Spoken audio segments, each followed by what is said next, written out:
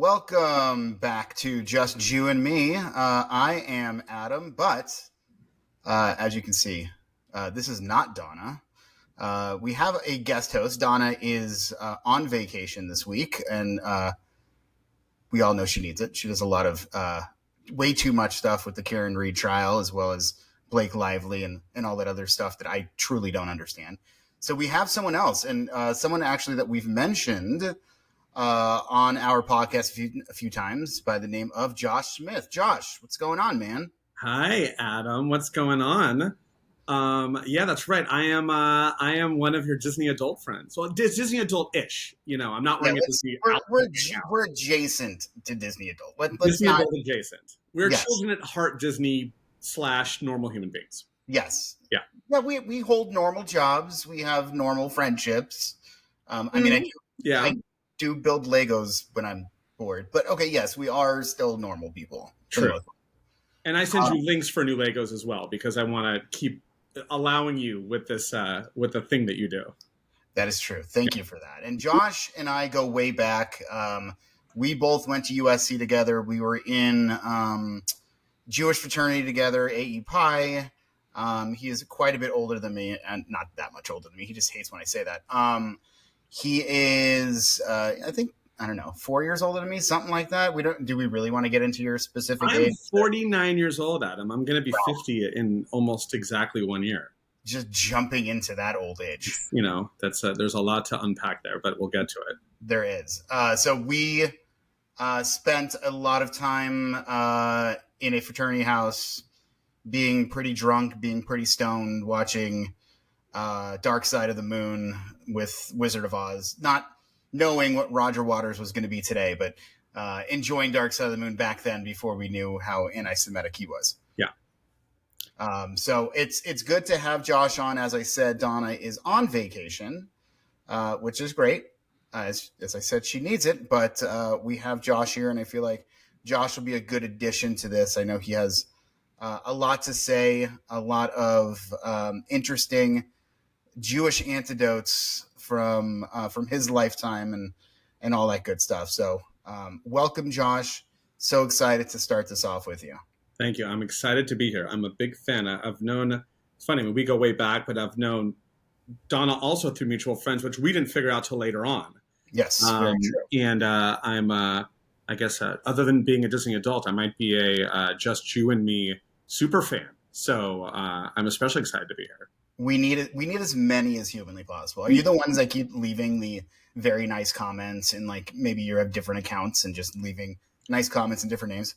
I definitely have a review on Spotify, a 5-star review. That's me. I couldn't leave I would have left a whole comment, but they wouldn't allow me to. But I did give a 5-star review, so I'm one of those. Awesome. So tell me a little bit about yourself in terms of your Jewish identity. What makes Judaism important to you, and be kind of a good way to kind of kick off this week, since you'll be our first guest host, and kind of understanding you bring something a little bit different than what Donna brings. I mean, you're a dude and she's not, so that's already number one difference right there. And you're 65 years old. That's another difference right there. Yes. But what else? I'm curious to understand your relationship to Judaism, whether it's cultural, religious, all that stuff. Yeah, I mean, I guess I could start with I recently and I'll backtrack, but this is a good little anecdote to share. I officiated over my cousin's wedding, a traditional Jewish wedding, and that was great. And I met with our rabbi. I'm at Temple Israel of Hollywood, and we sat down and talked about it. And I kind of opened it with this, let me know how it goes, because I'm kind of Jewish. The nudge, nudge, wink, wink we say a lot, and she responded pretty intensely about it. And she was like, what? I don't like that. I don't like when people say that. And she didn't say it to make me feel bad, but it was a teachable moment.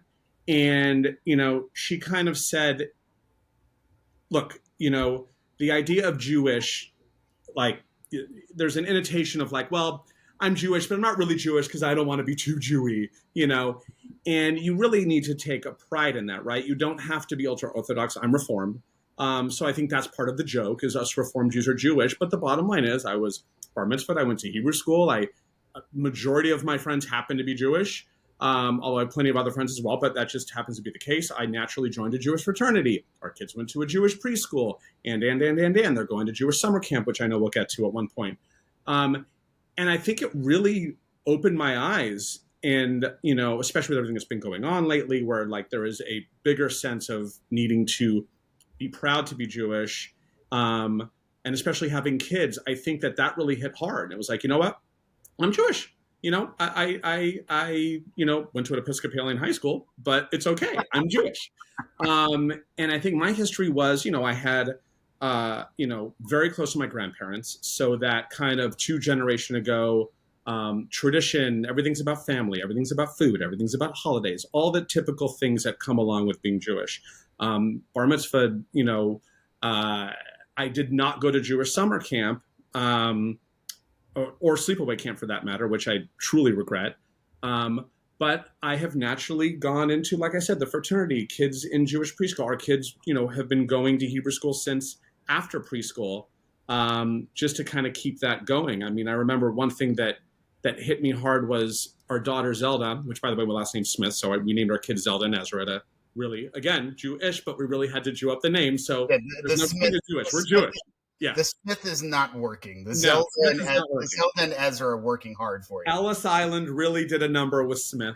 But what do you think? What do you know what your name was before? Another interesting story. Apparently, it was also not a very Jewish name, Von Kessel. What the?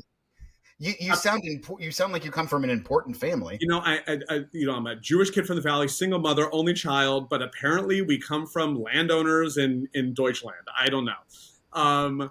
But that was the name. There's a whole story behind that, and deporting immigrants for bigamy because there was a wife that was left, and there's a whole weird legendary Smith thing. But that's how we got Smith.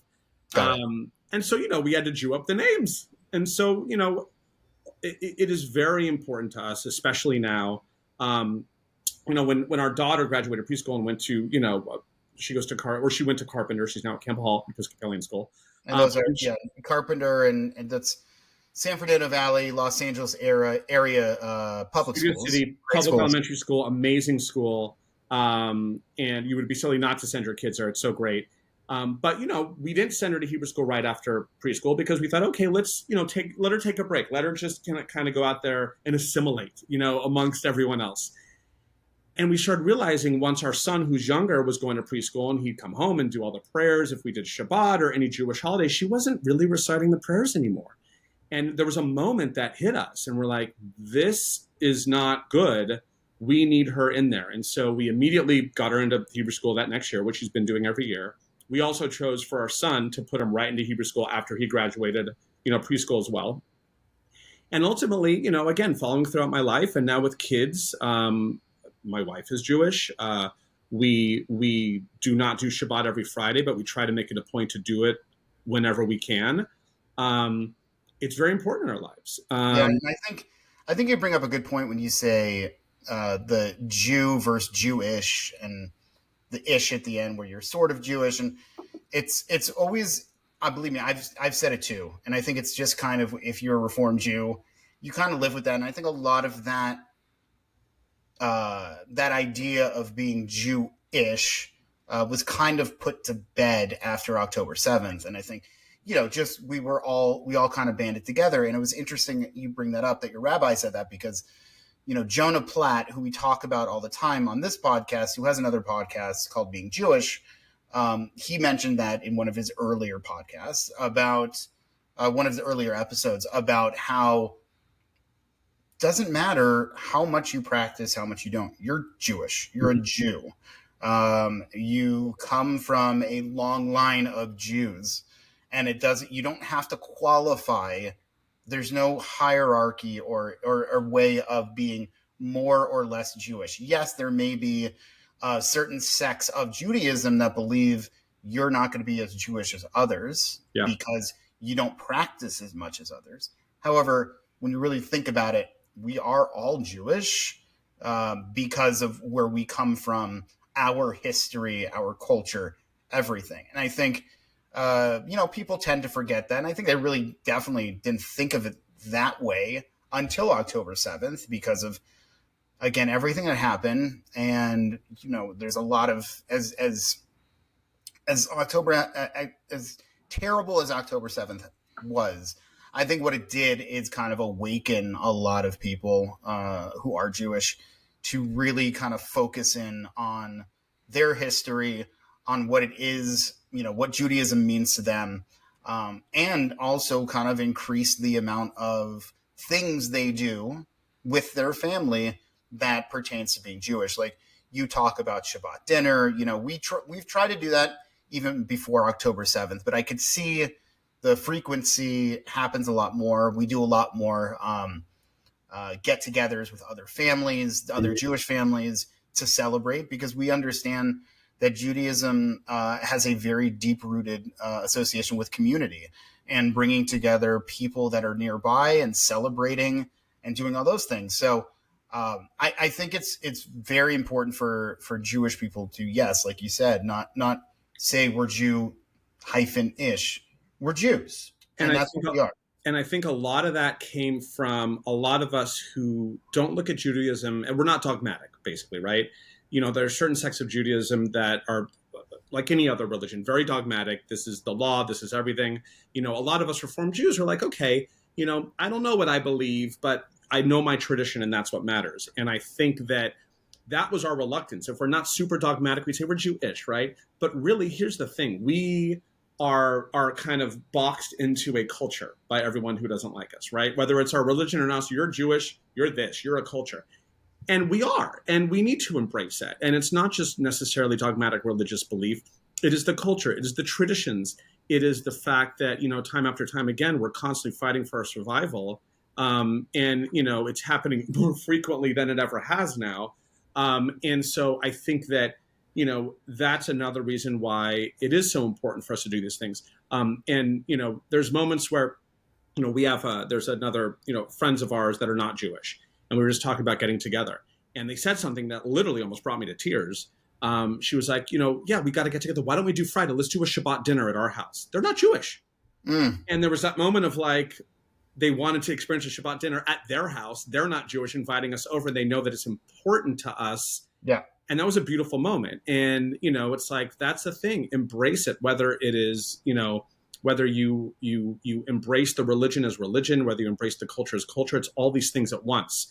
And that's what I also think, I think it's one of the things that people kind of pit against us, but it's also something that I think Jews are starting to embrace even more, that kind of like holistic idea of being Jewish, or all of these things. It's not just practicing a religion. And I think that, especially since October 7th, that has become, very apparent in so many people I know. And I think, a lot of this comes down to, the way you raise your kids, the way you are with your family. And we've talked about this before. It's what is it? It's June 18th. We're just about summertime, and it's summer camp is already in full swing. I know my kids started day camp this week, and it's been hellish. Like these freaking camps, for whatever stupid reason, start camp at like 9:30 and end at like 2. Like, what kind of, do parents don't work? I don't get it. Not have fucking lives? No, you drop them off, you go home, you have a coffee, you apparently don't work, and then you're there an hour later. It's nuts. Yeah, and it's really annoying. But what comes with being Jewish, and I know people aren't Jewish have this, but Jewish sleepaway camp has been such such an important part of me growing up, my summer. You had mentioned that you had never gone to Jewish sleepaway camp.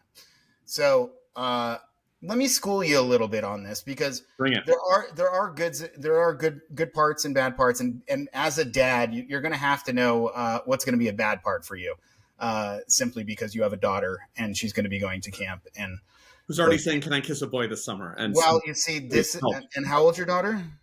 She is 12. Well, see, this is where we get into a little bit of these issues. Yeah. Summer camp, summer camp has always been something that's been, a great thing, especially in the United States. Kids go away for a certain amount of time. But for Jewish summer camp, it's always been kind of this way to bridge the time between you know, spring and fall, when kids are doing Hebrew school or they're in regular school and they're doing their traditional Jewish stuff with their families. This is a way for them to learn and to celebrate as a community in a different way with other children. You know, starting at even, you know, the young age of 8 or 9, and then going until they're teenagers. And I grew up going to a sleepaway camp called Camp Hess Kramer in Malibu. I went there for 7 years. I think I went from third grade to 10th grade, something, if I can remember the exact years. And it was always an amazing time in my life. I always was looking forward to it. We wouldn't go for the whole summer. We'd go for maybe depending on what the age was, but the longest I think I went for was 3 weeks. I know there are, especially on the East Coast, I know East Coast Jewish camps, especially, have this thing where they go away for like 2 months. Like 7 weeks, which is yeah, they just send their kids away, which yeah. I kind of like that idea in a way of just being, you know, alone in my curmudgeonly self for 7, 8 weeks, so I don't have to deal with. I love my children, but I don't like dealing with them all the time. Um, but for us on the West Coast, a little bit different. We were a little bit, you know, we're West Coasters. We're more casual, we're laid back, do things a little bit different. So we do it for a shorter amount of time. So I did it, like I said, for 7 years, my longest being 3 weeks. And it was amazing. Like I can't even tell you how much of my Jewish upbringing, Jewish culture come from those summers, and being able to sit there and, you know, when we talk about Jewish sleepaway camp, it's not sitting there and praying every 2 seconds. It's not, you know, saying prayers all day and doing strictly Orthodox. It's not, none of that, not at all. You have a prayer session once a day, which is maybe like 15, 20 minutes. You say a prayer before and after you eat, and that's pretty much the extent of it. Then you have Shabbat, and you do some, you have Shabbat, you observe Shabbat. You don't do as much. You do a couple prayer sessions then, but that's it. Most of your days are filled with regular camp activities like archery, pool, kissing your first girl, which is, of course, one of my favorite parts. I mean, let's be honest. Like, part of the reason I loved going there was because I was, at that point, teenager, young tween, really discovering the opposite sex and understanding what it is to, kiss and hook up with girls. I mean, it's what it was. It was kind of just a fun part. And in fact, interesting story. My first kiss ever happened. There's up at Camp S. Kramer. There's a part. Well, right. Actually, Camp S. Kramer burned down a couple of years ago. And I heard about that. My little cousins actually went there for years. They loved it, but I remember hearing that. Yeah, one of the infamous fires that they've had, that Malibu's had, and it burned down. But what used to be there, and I would assume they're rebuilding it, was this big menorah, which kind of looks out. Basically, it's in Malibu. It looks out to the PCH and to the ocean. My first kiss was there, and my first kiss was with this girl named Carrie Farley. And this girl, Carrie Farley, she had spent the rest of the time going to camp with me. This must have been, I don't know, 6th or 7th grade. It was around that time. And we went to camp every year together since then. I turned to find out, fast forward into my college years, that she ended up becoming Orthodox. She joined Chabad, became very religious. So not Jewish. No, Jewish. Yes, exactly. Very, very Jewish. Very Jewish. And ended up marrying one of our fraternity brothers. I don't know, Josh, if you remember Daniel Jankovic. Yeah, of course. So he was my year. He also, throughout college, became very religious, joined Chabad, did that, and ended up marrying this girl, woman now, of course, Carrie Farley. And now they happen to both live in Israel together, and they've lived there, raised a beautiful family. But I always thought that was very, small worldish with us being Jews. And anyway, you have those types of moments, you have those amazing things. And I think what's great, Josh, for you especially, is that you've decided that you want to send your kids to Jewish sleepaway camp. I'm kind of curious, like, what was the reasoning that you decided that was the time for Zelda and Ezra? So yeah, I think that for her it was time for the idea of sleepaway camp again. I went 1 year to a sleepaway camp, not a Jewish one at all. Um, but it was one of my biggest kind of regrets of being a kid, like not having that summer camp experience. I mean, whether it's friends like you telling me about it, people I meet in adulthood who were still friends with their Jewish summer camp, crew, which I thought was amazing.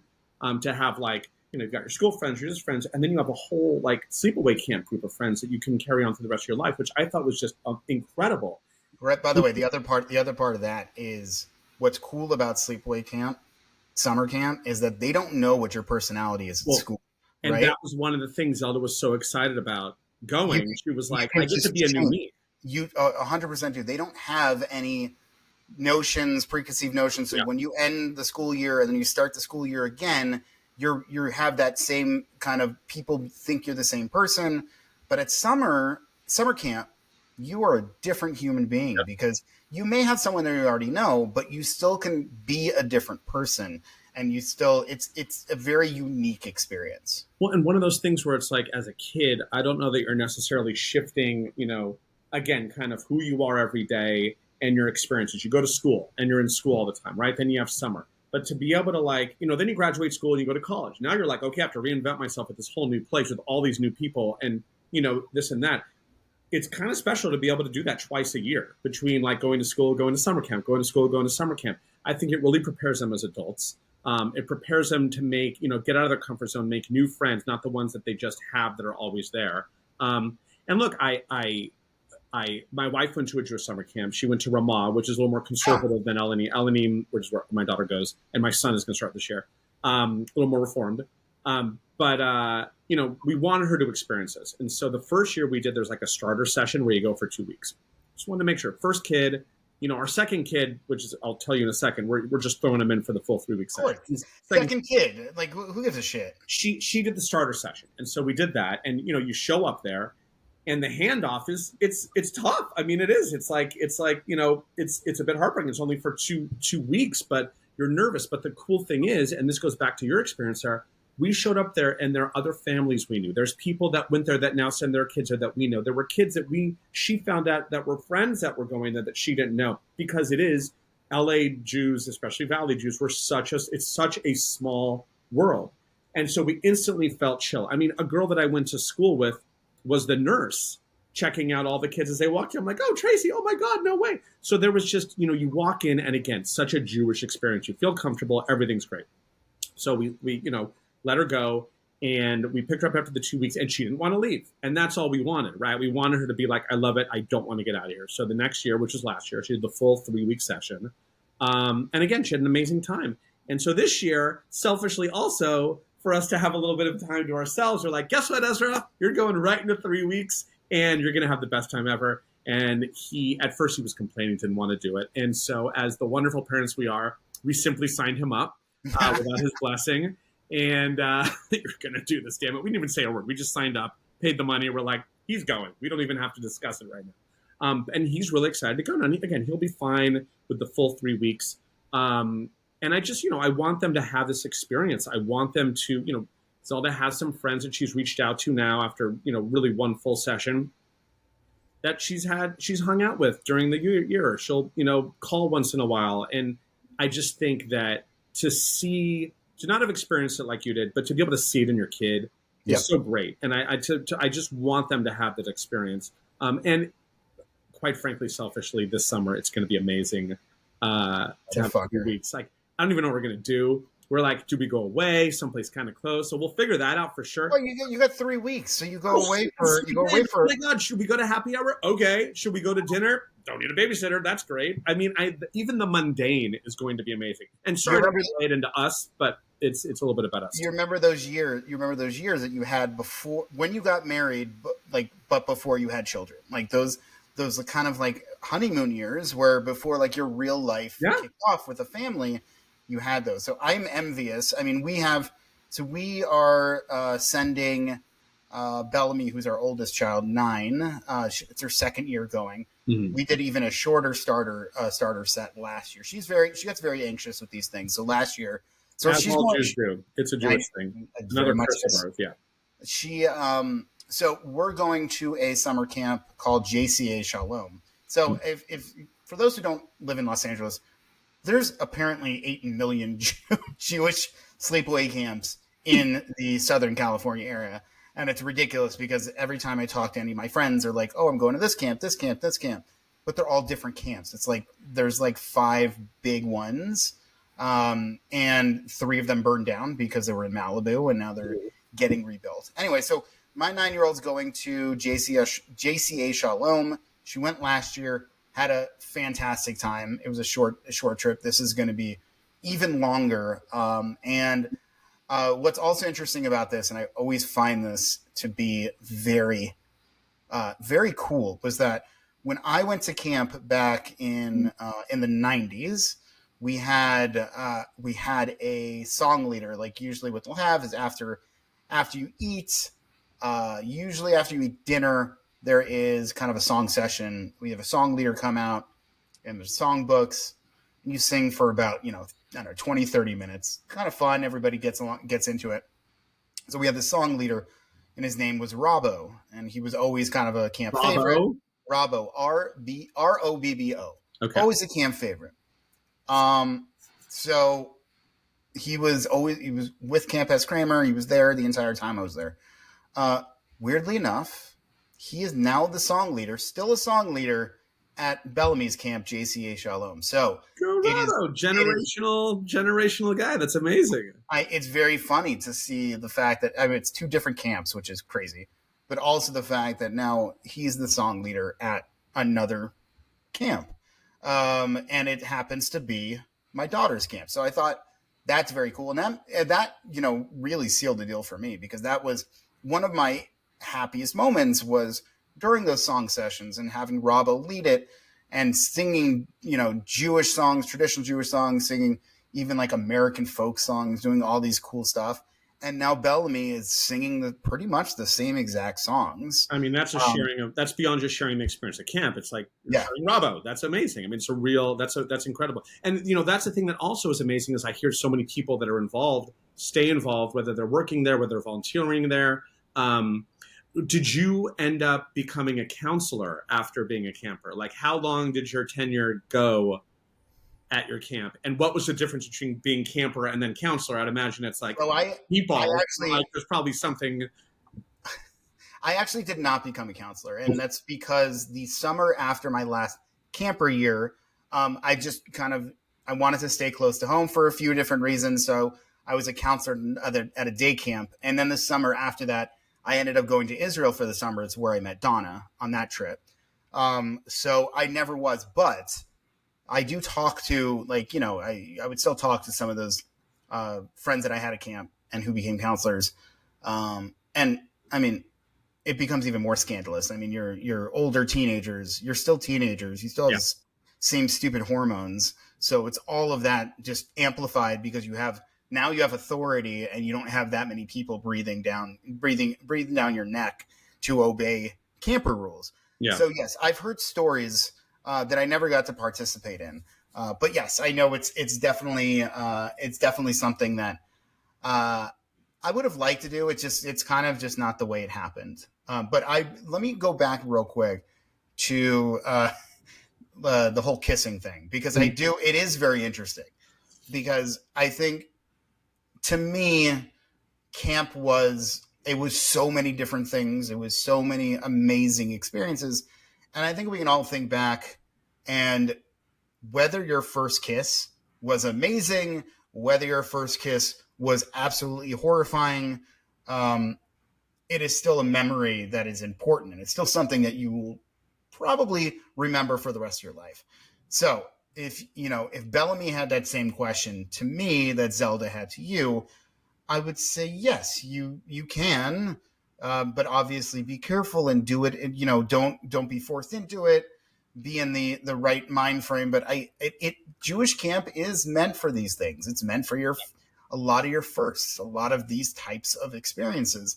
You just don't want to go overboard with it. And I know it is very jarring for a grown adult, especially dads with daughters, to think, shit, especially me who, I went to summer camp. I know how I was in summer camp.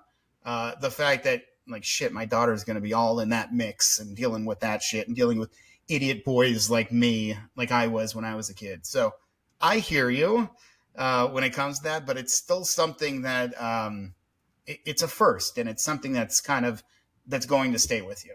Absolutely. And I mean, look, I get that. And we're having those conversations, I'm not going to be the dad that says absolutely not, but it's, a conversation. It's okay. Make sure he's really good and treat you well, like all the wonderful things that you want to say on the back of your mind, like, God damn it, you're 12 years old. What? But like, you go back. I mean, I didn't have camp, but I mean, the bar mitzvah circuit was pretty good for me as far as, kissing girls. Although my first kiss was on the haunted house at Disneyland. So circle back to Disney. More Disney love. More Disney love. So I get it. I absolutely get it. You just kind of get hit with these realities, and like you said, you were there. You were there on the other side. So you're like, okay, let's just prepare for that. And as the same, I'll have to do with Ezra, right, in a different way.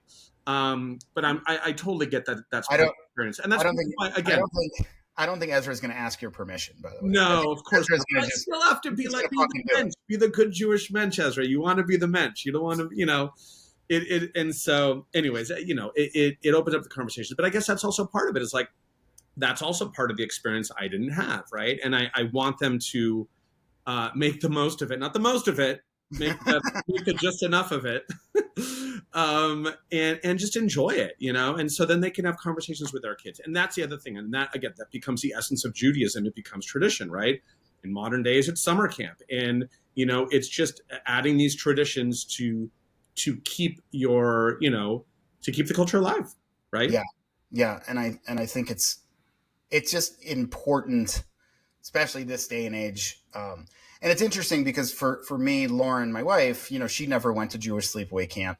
And I don't think she understood it until Bellamy went. And I think, again, with October 7th, more of this is kind of felt. I don't want to say, maybe it is a necessity. Maybe this is something that we feel that we need to do because going to camp and associating your Jewishness with something that was an amazing time is important. We want our kids to be proud to be Jewish. We don't want our kids to be ashamed of it. We don't want our kids to be scared of it. We don't want our kids to, become one of those crazy, ridiculous, way, way left people who are now protesting against Israel. Mm-hmm. That's not what we want. No. We want to make sure we're instilling all these wonderful thoughts about Judaism because we love it.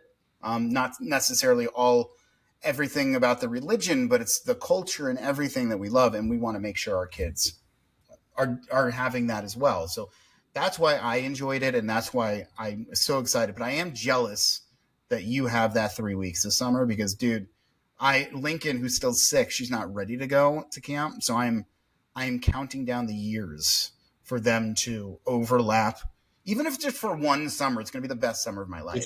I'm so excited. But there's just a lot of pressure now because it's like, what are we going to do? We got to do something amazing. So we'll figure it out. But I can't wait. And look, age-wise, we're going to have a few of these summers. So, Zelda will hopefully be going to camp until she's 18 years old and then goes on to college and be a counselor for 6 weeks. That would be wonderful. Go for it. Bye. Yeah, there's, that's awesome. There's just, when we talk about your summer camp, it always just reminds me and what I just said in terms of, making sure we're instilling this Judaism and even love for Israel and kind of understanding there's, Don and I talk about all the stuff that goes on. And I try not to get ridiculously political on this because I on this podcast, I like to talk about current events. We like to talk about obviously what we talked about, but there's just so much shit going on right now that it's kind of hard to avoid, right? So like the first thing that's been on my mind has been this war that started between Israel and Iran. And it has been a very interesting last week or so with what is happening between these two countries. And it's very much, when we've already had to deal as Jews, we've already had to deal enough with everything that's going on with the conflict with Israel and Palestine. Then all of a sudden this happens. And for us, it happened out of the blue. Like, we weren't ready. We weren't, there were probably maybe a little hints here and there that Israel was going to attack Iran, but we didn't know when it was going to happen, how it was going to happen. So I feel like right now it's been an interesting week, because I think a lot of people are starting to be, I'm hoping, a little conflicted with the Israel narrative, because a lot of people right now think, not us obviously, but think Israel is the enemy, Israel's this, Israel's that. But then what's happening right now is that Israel is now, let's say, quote unquote, taking one for the team. Yeah. Iran was and was very, very close to developing nuclear weapons, and they had always been, and there's always been signs of that, but apparently this was kind of they came very close. And Israel decided that the only way to stop this, and not only stop this from happening, but hopefully prevent it from happening forever, is to make strategic, very targeted attacks on nuclear facilities, military facilities, all of these different things. So what they did is they took out a lot of the facilities. They took out a lot of the nuclear scientists, the people who are working on these materials and weapons. And it's been a kind of a different story than what we've seen with Gaza. Now, Gaza, when you think of Hamas, they're very much into putting their citizens in harm's way, hiding behind them. So when you see casualties in that war, there's a lot more casualties because of, especially when it comes to civilians, because of just the way Hamas activates in their region. But what we've done now with Iran has been a lot different, and I think it's been as strategic as what we've done with Hamas and Gaza. This looks different because Iran, I guess they look at it in a different way. Their citizens and all that. So, but with that being said, still the Islamic regime in Iran has been, since the 70s, have come in and completely changed the way that country looks and feels and culture. I don't know if you see what like Iran looked like in the 1970s. I was just talking what to it is someone now. else. It was like the it was this sophisticated Mediterranean-ish place that just had art and antiquities and people dressed to the nines, and it looked like the kind of place you would want to find a way to visit, and people did. I remember growing up in the valley in the 80s, and that's when everyone fled. And so, so many Iranian Persian people that came in, and too, growing up, that, grew up with them, went to college with them still now, and they came here and made incredible lives out here. But they literally fled, so many that fled, and so many came to Los Angeles and surrounding areas. I think this is one of those things that, Gaza, and I know you guys have been talking about it ad nauseum, we all have, and, it's messy. And obviously, people take advantage of how messy it can be. And that's a whole nother conversation, again, that you've had, and that we all have on a daily basis. I think that this is something that is a little more, Iran has been, I remember in the 80s, there was a Genesis video and it was all the puppets, remember? And it was like, what was the name of those puppets? Too many things, too many, whatever. I remember the name of the song. It was Land of Confusion, Land of Confusion. by Genesis. And, But I'm trying to remember. Ayatollah Khomeini, and he was like the most evil human being on the planet, which it kind of was. And, it's essentially the same regime that's there right now. And so I think that my hope is that people kind of realize that. So, Israel doesn't get, and Jews, again, don't get what's, without like a better term, shit on constantly, right? So it's interesting to find, at least I feel right now, more support on that. I think that obviously it's a non-starter, Iran having a nuclear weapon, because their, their leadership is insane, and it sucks because their population is very much against what is going on right now. They've had like moments of potential revolution that have been completely squashed by the Yep. regime, right? Um, I think it's a really, I think this is something that had to happen because that they could not get a hold of a weapon. I think that, you know, I, I am hoping that now it really needs to, like, how's it going to be handled, right? I mean, I'm not a war hawk. I'm not a regime change type person. I mean, obviously those things have failed time and time again. However, how amazing would it be if the people of Iran, and again, people were silent when there were so many people calling for women's rights in Iran that I Mm, supported and I know you supported, but the world at large kind of was like, eh, which is insane to me, right? Imagine that nation, now being run by all those people there that are like, we want to be a modern society. This is a beautiful country with history, and we have so many people that have been scattered around the world fleeing this regime for the last 40 years, 50 years, um, of what it could be, right? I mean, it's one of the largest countries in the area, and it's yep. the biggest threat. And it's like if all these countries around there, and there's some kind of, democratic spring that's real. Imagine what it does for peace in that entire region.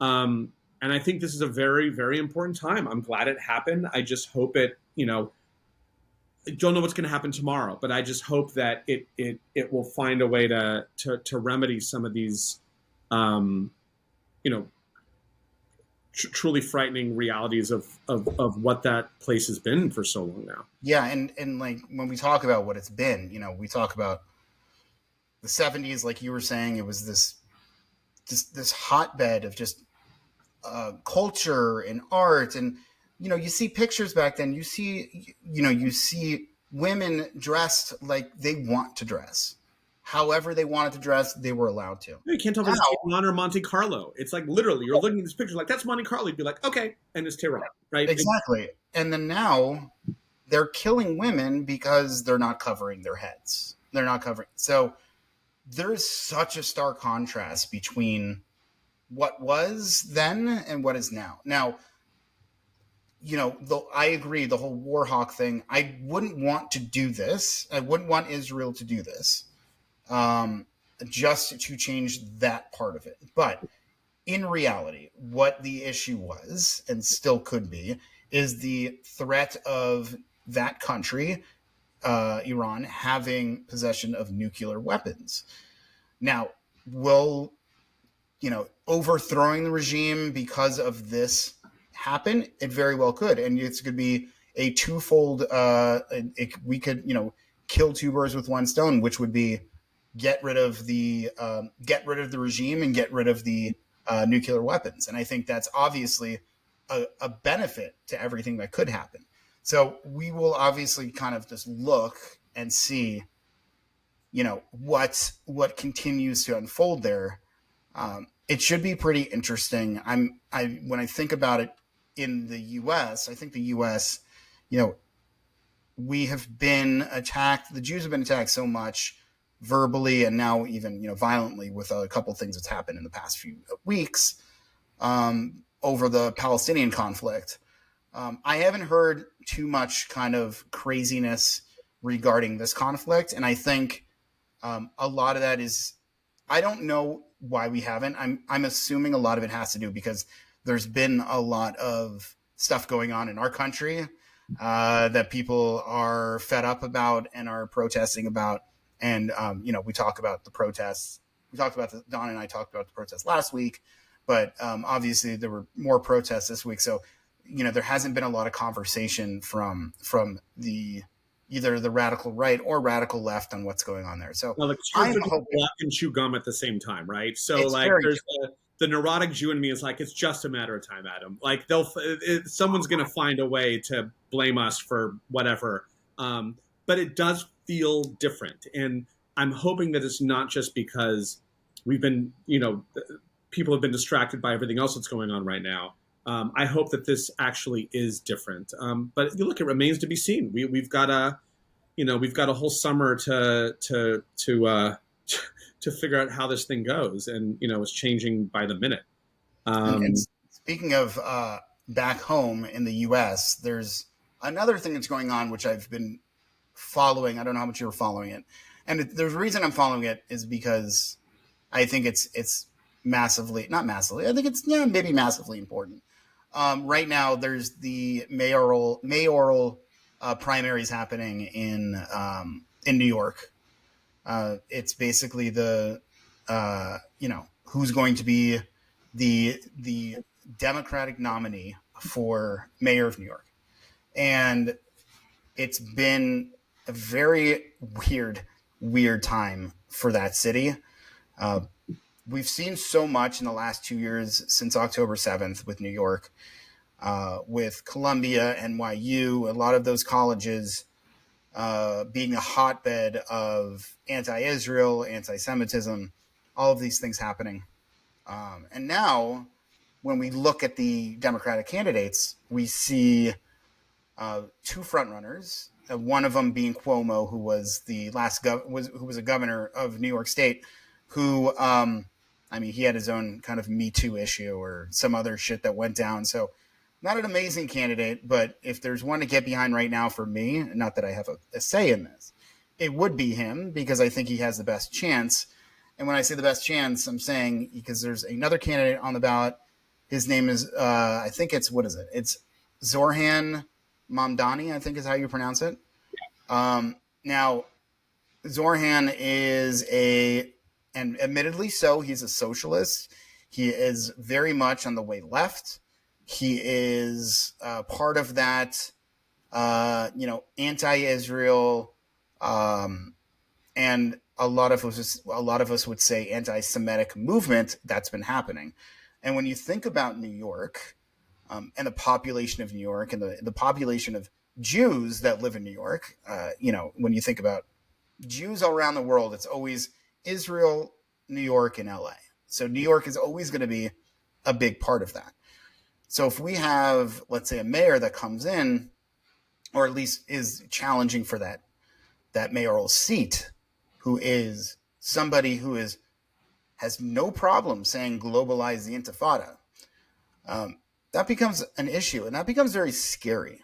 You have the likes of people like AOC and other parts of the squad recommending and I guess throwing their support towards them. But you have Bernie Sanders, who is who I would say is kind of the definition of a self-hating Jew. As we talk about self-hating Jews, I think if you look that up in the dictionary, there's Bernie sitting right there. Even people, Jonah Platt's brother, Ben Platt, who is also very, at this point, he's Jewish and he is pretty much anti-Israel, and he has now thrown his support behind Zohran. So Zohran, is it Zohran or Zohan? Because I always forget because I keep on thinking of the Adam Sandler Zohan movie, but it's Zohran or anyway. I think it's Zohran, but yes, I that my head goes there too, and of course, dipping everything in hummus. So I just get a little scared when it comes to that city and having somebody who again has been part of these protests where there's a ton of anti-Semitic rhetoric being thrown around. Will use the term or the phrase "globalize the Intifada," which basically means kill Jews. It's fucking frightening. Look, as we talk about kind of the history of Jews in America, and you think New York and LA, I mean, I would say the epicenter of anything Jewish in America is firmly based in New York. Look, I'm a big foodie, so I'll rattle a bunch of restaurants in New York that I love. But for most people, you mention New York, they're like Katz Deli, Carnegie Deli, bagels, any bagels, Barney Green Gas, bagels, pizza, sure, but bagels. I think that for a place whose history and population is so synonymous with Jews that I don't understand how it can be even morally responsible to have someone who not only will say globalize the Intifada, but when challenged, there's a video out there where he's challenged on it. Like, is this you sure this is how you want to say it? He pushed back and doubled down and tripled down. The idea of Intifada, as we know, is eradicate Israel, moves on to get rid of Jews. The idea of globalizing Intifada, well, Israel's a country, right? So if you're globalizing the Intifada, then who are you going after? It's the handful of Israelis that live in other countries, or Jews, right? So the argument behind it is like, I think he says it can mean something different to other people. Absolutely, it can mean something different to other people. But that doesn't change what the word means and what it insinuates, right? You could say, a murderer could say, I'm going to kill your family and slowly kill your family. And they're like, wait a second, you keep saying you're going to kill my family. Like, no, I meant kill him with kindness. I meant kill him with kindness. That's not what's happening here. They're actually, it's actually happening. When you say globalize the Intifada, whether what you say, whatever that I can't even speak.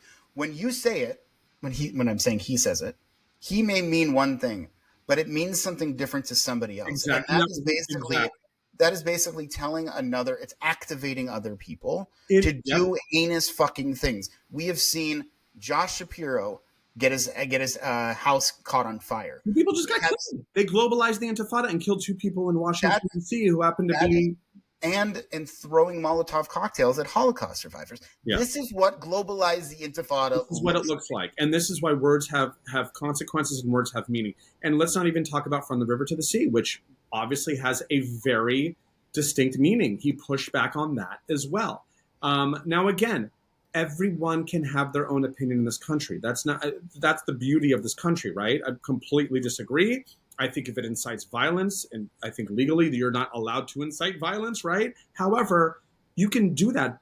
But what the hell are you doing running for mayor for New York City? And what would you do? Why would you vote for a person like that, knowing that a large portion of your constituents are people that completely disagree with everything you're saying, and that you're putting in harm's way by saying what you're saying? Could you imagine the leader of a city like that, the perceived leader of that city who feels that way?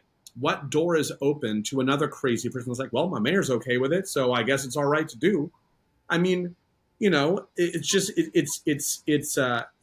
that level, it's completely irresponsible. Just like the leader of a nation who felt that way ends up having a nation of anti-Semites, a nation of people that would want to destroy Jews. And it's first off, I mean, Cuomo's ick. I think we can all agree he's a little ick, but he's tolerable ick, I guess. At this point, like, what are we going to do? What are we going to do? Totally.